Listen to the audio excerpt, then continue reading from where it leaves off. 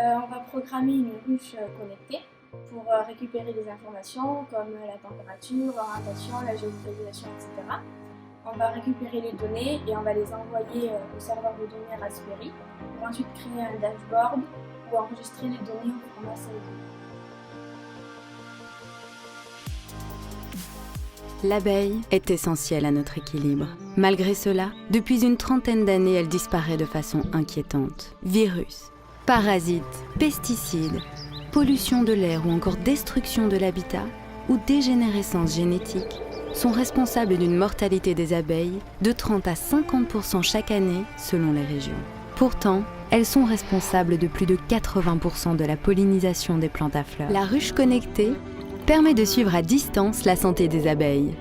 Elle récolte des informations clés telles que son positionnement, son orientation, la luminosité, la température extérieure, l'humidité ambiante, le suivi de l'évolution du poids de la colonie et de la production, un système d'alerte anti-vol,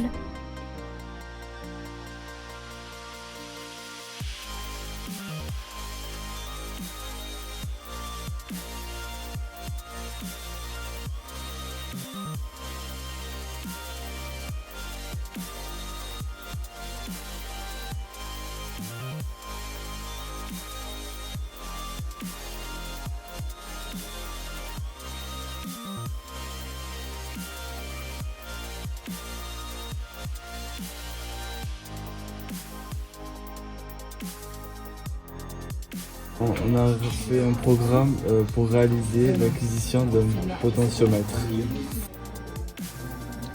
On a configuré la carte Arduino pour générer un réseau Wi-Fi et on s'est connecté avec le téléphone et l'ordinateur pour pouvoir lire le potentiomètre.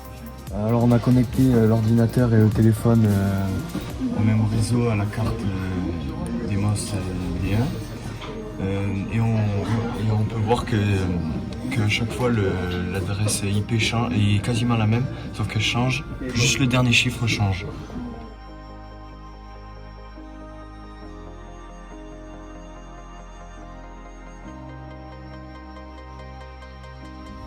Donc on a commencé par créer notre compte Emon CMS.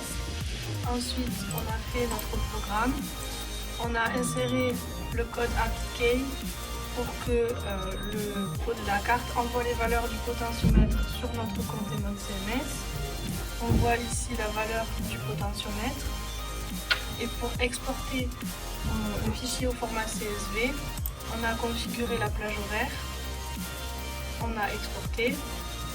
Et on retrouve le fichier CSV qu'on peut ouvrir avec le bloc-notes où on voit que le séparateur est une virgule.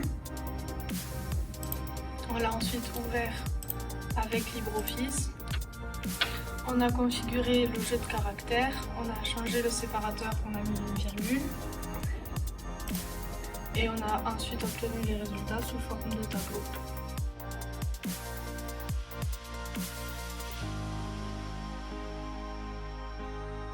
Programmer la carte pour qu'elle envoie des données au serveur.